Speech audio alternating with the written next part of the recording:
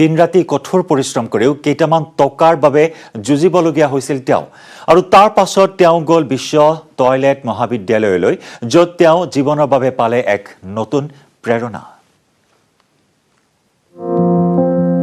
मेरा नाम विजय टाक है। मैं वहाँ पर पहली बार गया तो मुझे ऐसा लगा देख के, अरे वर्ल्ड टॉयलेट कॉलेज बोले तो कॉलेज ऐसा पहली बार सुनने में अजब-व-गरीब लगा।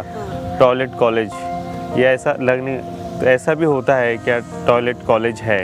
तो वहाँ पे जाने के बाद देखा तो सब अच्छा लगा और एक मन में वो हुआ कि नहीं यहाँ मुझे ट्रेनिंग लेनी चाहिए। कोई काम करना है तो वहाँ पे जाके हम डायरेक्ट काम करते थे तो सेफ्टी किट यूज़ नहीं करते थे। वहाँ जाने के बाद पता चला कि हमें हैंड ग्लोव्स पहनने चाहिए।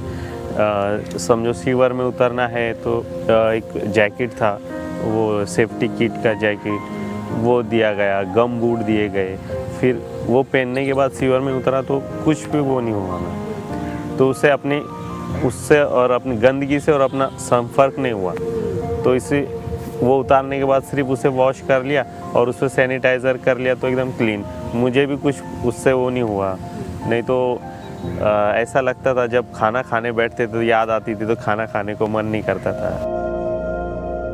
What we actually did in the World Toilet College was brought them in, and over a 5-day period we were able to train them on several things.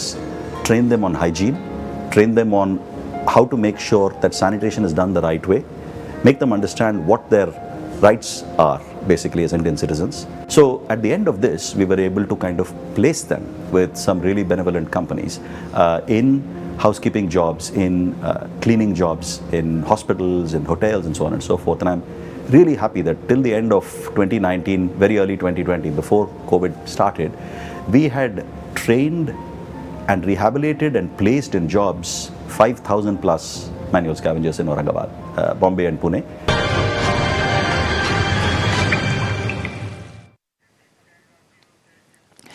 বিটিআৰত থকা প্ৰতিটো জাতি জনগোষ্ঠীৰ সংস্কৃতিৰ বিকাশত গুৰুত্ব প্ৰদান কৰা হ'ব। গাঁৱে ভূঞে থকা জনগোষ্ঠীয় সাংস্কৃতিক দলসমূহক উলিয়াই আনিবলৈ বিটিসি প্ৰশাসনে কাৰ্যপন্থা গ্ৰহণ কৰিব। বিটিআৰ চুক্তিৰ বৰ্ষপূৰ্তি উপলক্ষে মুছলপুৰত অনুষ্ঠিত এক সাংস্কৃতিক কাৰ্যসূচীত অংশ লৈ এই মন্তব্য কৰে বিটিসিৰ মুখ্য কাৰ্যবাহী সদস্য প্ৰমোদ বড়োৱে। ৰাজ্য আৰু কেন্দ্ৰীয় চৰকাৰে দিয়া প্ৰতিশ্ৰুতি অনুসৰি বিটিআৰ চুক্তি ৰূপায়ণ হ'ব। বিটিসিৰ মুখ্য কাৰ্যবাহী সদস্য প্ৰমোদ বড়ো, বিটিসি পৰিষদৰ অধ্যক্ষ কাতিৰাম বড়োৰ উপস্থিতিত সাংস্কৃতিক সমাৰোহত বড়ো চিখলাৰ বাগৰুম্বা, সান্তাল জনগোষ্ঠীৰ সান্তালী নৃত্য, গোৰ্খা, বিহু, ৰাভা, হাজং জনগোষ্ঠীৰ নৃত্যৰে মুখৰিত হ'ল মুছলপুৰৰ দুৰ্গা মন্দিৰ চৌহদ। ইয়াৰ পিছতে এক সাংস্কৃতিক শোভাযাত্ৰা উলিওৱা হয়। বিটিসিৰ মুখ্য কাৰ্যবাহী প্ৰমোদ বড়োৱে ফ্লেগ অফ কৰি উদ্বোধন কৰা এই শোভাযাত্ৰাটো মুছলপুৰ চহৰৰ মাজেৰে সমদল কৰি যায়। শোভাযাত্ৰাত বিভিন্ন জনগোষ্ঠীৰ সাংস্কৃতিক দলে অংশগ্ৰহণ কৰে।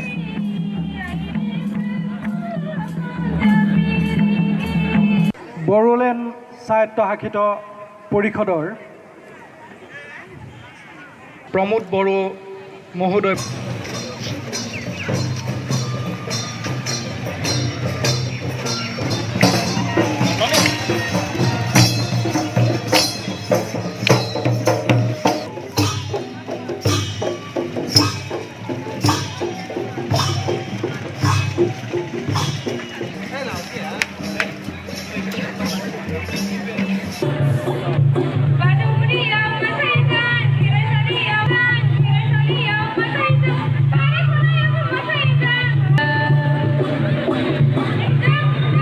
আমি বিচাৰিছোঁ কি বড়োলেণ্ডৰ ভিতৰত যিখিনি জাতি জনগোষ্ঠী আছে সকলোৰে সংস্কৃতি জীৱিত থাকিব লাগে আৰু সংস্কৃতিৰ বিভিন্ন দিশত আগবাঢ়ি যাব লাগে, সেইটো আমি বিচাৰোঁ।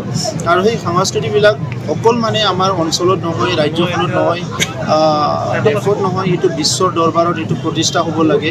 গোটেই বিশ্বই জানিব লাগে যে ইয়াত ৰাভা সংস্কৃতি আছে, গাৰো আছে, মদাহী আছে, বড়ো আছে, শৰণীয়া আছে, আদিবাসী আছে, গোৰ্খা আছে। এইবিলাক সংস্কৃতি যিটো আছে আমাৰ কালাৰফুল কালচাৰ, সেইটো মানে গোটেই পৃথিৱীৰ মানুহবিলাক জানিব লাগে আৰু তেতিয়াহ'লে আমি কিছুমান ইয়াত প্ৰগ্ৰাম ল'ব লাগিব আৰু সেইকাৰণে আমি প্ৰথম বছৰতে আমি তেনেকুৱা সাংস্কৃতিক যিটো কাৰ্যসূচী এইটো লোৱা হৈছে আৰু অনাগত দিনত এই ফেব্ৰুৱাৰী মাহৰ ভিতৰতে কোকৰাঝাৰত এটা 5 দিনীয়া ডাঙৰ এটা কালচাৰেল এটা প্ৰগ্ৰাম হ'ব য'ত নেকি ইথনিক কালচাৰবিলাকৰ তাতে চেমিনাৰ হ'ব আলোচনী হ'ব আৰু বিভিন্ন মানে গীত মাত যিখিনি আছে ইয়াত শ্ব'কেছ কৰাৰ কাৰণে কোকৰাঝাৰত 5 দিনীয়া কাৰ্যসূচী আমি ল'বলৈ বিচাৰিছোঁ ধুবুৰীত ৭২ সংখ্যক গণৰাজ্য দিৱসৰ প্ৰস্তুতি সমগ্ৰ দেশৰ লগতে ধুবুৰী জিলাতো চলি আছে ৭২ সংখ্যক গণৰাজ্য দিৱসৰ ব্যাপক প্ৰস্তুতি জিলা প্ৰশাসনৰ উদ্যোগত ধুবুৰীৰ স্থানীয় ৰজা প্ৰভাত চন্দ্ৰ বৰুৱা খেলপথাৰত উদযাপিত হ'বলগীয়া ৭২ সংখ্যক গণৰাজ্য দিৱসৰ বাবে আৰক্ষী বাহিনী এনচিচি লগতে স্কুলীয়া ছাত্ৰ ছাত্ৰীসকলকে ধৰি পেৰেডৰ অনুশীলন অব্যাহত ৰাখিছে আলফা স্বাধীনে আহ্বান জনোৱা গণৰাজ্য দিৱস বন্ধৰ পৰিপ্ৰেক্ষিতত কুটাঘাটৰ আশংকাত ঠায়ে ঠায়ে যান বাহন আদিত চলাইছে আৰক্ষীৰ নিষিদ্ধ তালাচী অভিযান জিলাৰ সদৰ ধুবুৰীৰ হাট বজাৰ ৰেল ষ্টেচন বাছ আস্থান নদীপথ সীমান্ত অঞ্চল বাটপথ আদিত আৰক্ষী আৰু নিৰাপত্তাৰক্ষীয়ে গঢ়ি তুলিছে অভেদ্য দুৰ্গ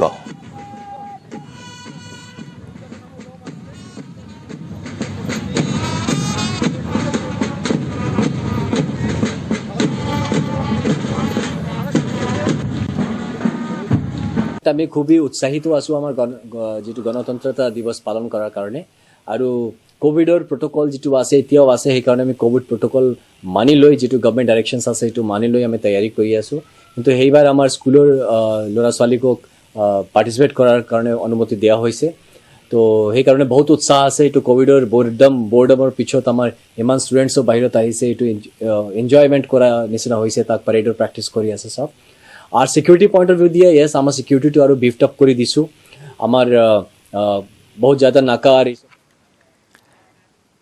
আজি আমি হাৰ্পিক আৰু নিউজ 18ৰ কেম্পেইন মিছন পানীৰ এক বিশেষ স্থানত আহি উপস্থিত হৈছোহি 26 জানুৱাৰীত অনুষ্ঠিত হ'বলগীয়া ৱাটাৰ থ্ৰনৰ বাবে দেশৰ বিভিন্ন কোণৰ পৰা আমালৈ আহিছে সহায়ৰ হাত চাৱাহক এই সন্দৰ্ভত আমাৰ এক বিশেষ ৰিপৰ্ট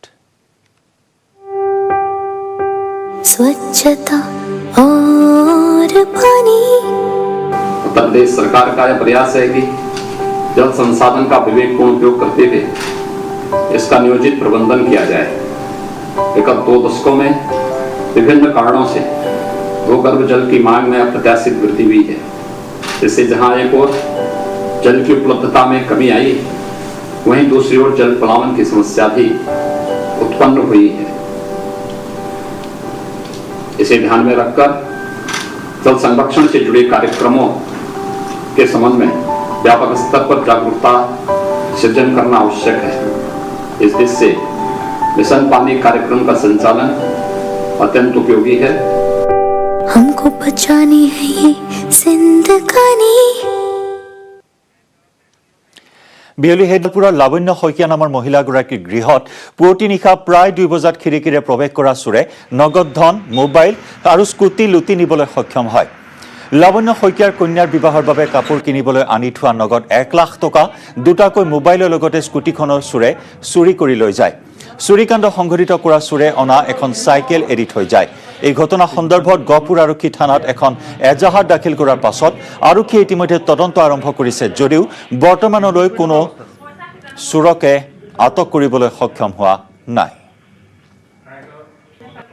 কোৰ্ট এটা হৈছে চুৰি হোৱা বুলি স্কুটি লৈ গ'লে এইখিনি খুলি পেলাই আৰু খিৰিকীৰ পৰা গ্ৰিল নাই তাৰমানে খিৰিকীও খোলা আছিলে গ্ৰিল নাই তেনেকৈ সোমাই গৈছে আৰু লগতে যিটো মেইন ঘৰৰ পৰা মোবাইল চবাইল আদি নিয়া বুলি কৈছে যে সেই বস্তুটো দুৱাৰটো ভালকৈ নাখায় সেইটো চামচতে ৰাতি লৈ গ'ল আৰু ইয়াৰ যিজন মালিকজনো তেওঁ গুৱাহাটীত যোৱা বুলি ক'লে গতিকে বাইদেউজনী ভণ্টিজনী আৰু সৰু ল'ৰা এটা আছিলে সেইটো চেগতে লৈ গ'ল স্কুটি এটা লৈ গ'ল প্ৰধানমন্ত্ৰী নৰেন্দ্ৰ মোদী কেন্দ্ৰীয় গৃহমন্ত্ৰী অমিত শ্বাহৰ দৰে নেতাই প্ৰচাৰ চলালেও অসমবাসীক এইবাৰ বিজেপি আকৰ্ষিত কৰিব নোৱাৰে এই মন্তব্য অসম জাতীয় পৰিষদৰ সম্পাদক চিত্তৰঞ্জন বসুমতাৰীৰ।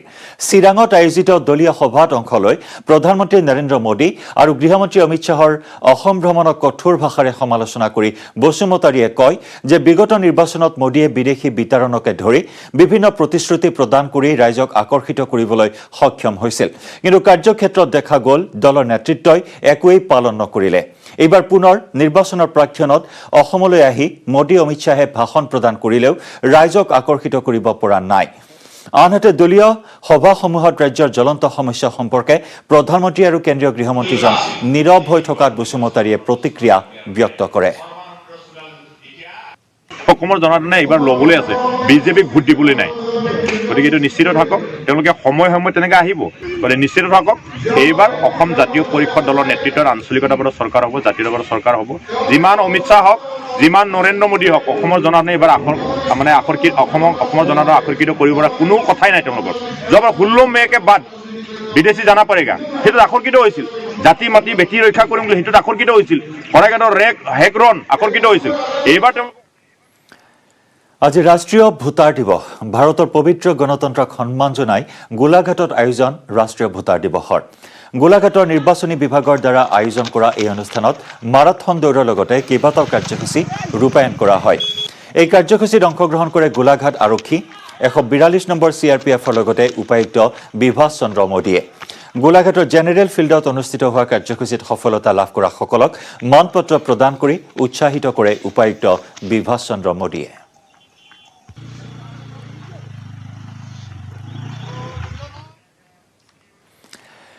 এজন জিনিয়াছৰ পৰিচয় পোৱা যায় বাল্যকালতেই। এই কিশোৰজনে সৰুকালতেই নিজৰ প্ৰতিভাৰ পৰিচয় দিবলৈ সক্ষম হৈছিল। নেটৱৰ্ক 18ৰ এই বিশেষ প্ৰয়াসত এনে কিছু কিশোৰৰ সৈতে পৰিচয় কৰাই দিম আপোনালোকক।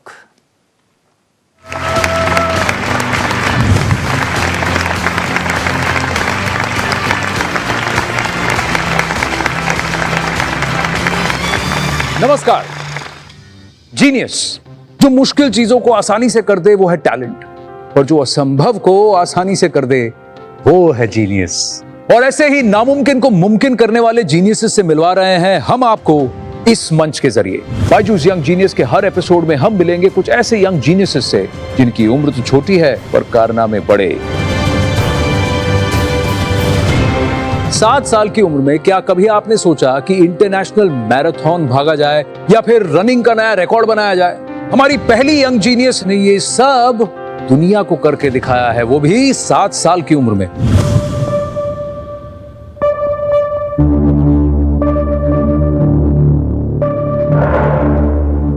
किसी भी रेस से पहले मेरा एक ही लक्ष्य होता है कि अपने फिनिशिंग लाइन पर सबसे पहले पहुंचना। अभी मैं 2024 ओलंपिक के लिए तैयारी कर रही हूँ और उसके लिए मैं रोजाना 8 घंटे प्रैक्टिस करती हूँ, डाइट फॉलो करती हूँ और मैं टीवी वगैरह नहीं देखती। बहुत कंपटीशन है आपके खेल पे, ट्रैक एंड फील्ड पे बहुत कंपटीशन।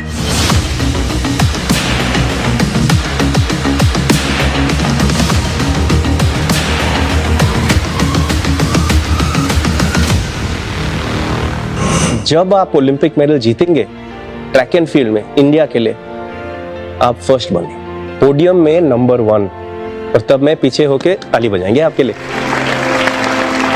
हमारी अगली यंग जीनियस है बहुत खास। इन्होंने दिलचस्पी दिखाई है फॉसिल्स में और ये बन गई हैं यंगेस्ट पेलियोंटोलॉजिस्ट। इनका नाम है Ashwatha Biju.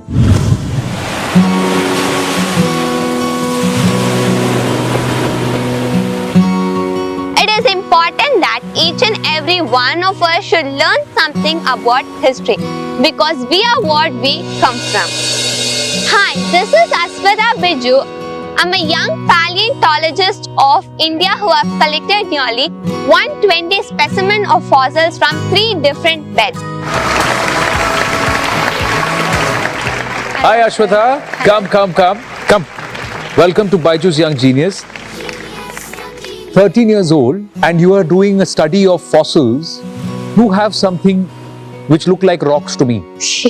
They're actually fossils. These are fossils? Yes. Okay, now tell me, when you see these fossils, you got a lot of, for the layman, for somebody who does not understand fossils, they look like rocks. So how do I differentiate? What is the average age of what you have brought for us here on the Young Genius platform? So I have bought different fossils from 3 river basins. There are the 3 different fossil fields I worked under. One specimen from Godavari River Basin and Which the is other. This is a dinosaur bone fragment. This is a dinosaur bone fragment. Yes. This is 252 million year old. 252 million years old. Yes.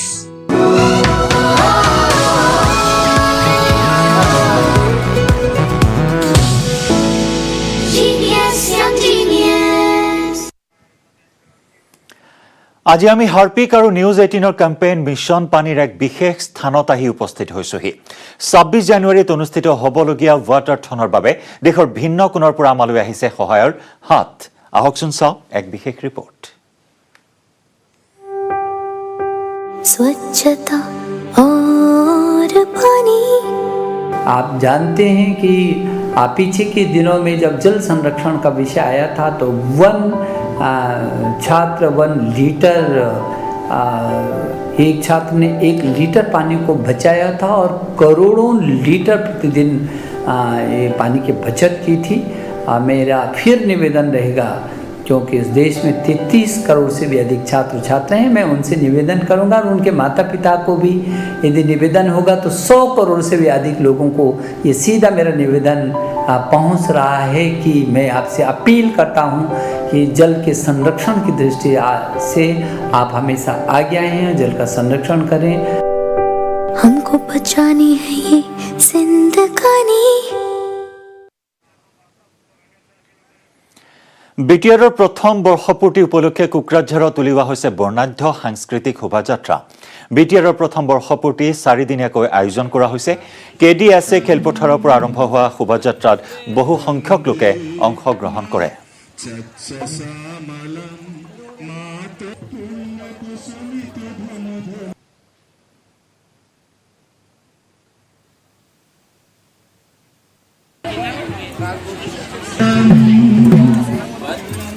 वन्दे चक्षसामलं मातपुण्यकुसुमितधनधलसा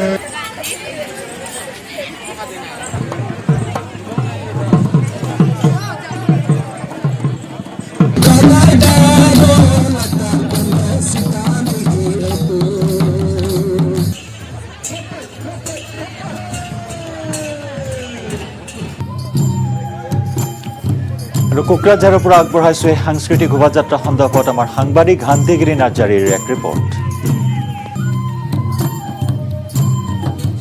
গোটেই 4খন জিলাৰ আমি cultural exchange যে rally কৰিলোঁ এটোই আমি ক'ব বিচাৰিছোঁ first bitter একো ডে 25 জানুৱাৰীক লৈ সকলো জাতি জনগোষ্ঠী ইয়াত বিভিন্ন ধৰণৰ কালচাৰেল প্ৰগ্ৰাম কিবা হ'ব যে নহওক বিগত 17 বছৰত বিটিআৰ অঞ্চলত য'ত নেকি শান্তি বাতাবৰণ নাছিলে ইয়াত উন্নয়নৰ মুখ আমি দেখিবলৈ পোৱা নাই আজি মই ভাবোঁ যে ইয়াত কালচাৰেল এক্সচেঞ্জ যে ৰেলী তাৰ যোগেদি আমি মেছেজ দিব বিচাৰিছোঁ যে বিটিআৰ অঞ্চলত যোৱা জানুৱাৰী 27 জানুৱাৰী যে বিটিআৰ ৰেকৰ্ড হৈ গ'ল তেতিয়াৰ পৰা আমাৰ ইয়াত কোনো এটা গণ্ডগোল হোৱা নাই শান্তি পৰিৱেশ বাতাবৰণ বলি আছে কাইলৈ গণৰাজ্য দিৱস সমগ্ৰ দেশৰ লগতে মঙ্গলদৈৰ কাছাৰী ময়দানত ব্যাপক প্ৰস্তুতি সম্পন্ন কৰিছে প্ৰশাসনে গণৰাজ্য দিৱসৰ পেৰেডত অংশগ্ৰহণ কৰিব মঙ্গলদৈ মহাবিদ্যালয়ৰ এনচিচিৰ ছাত্ৰ-ছাত্ৰীসকলে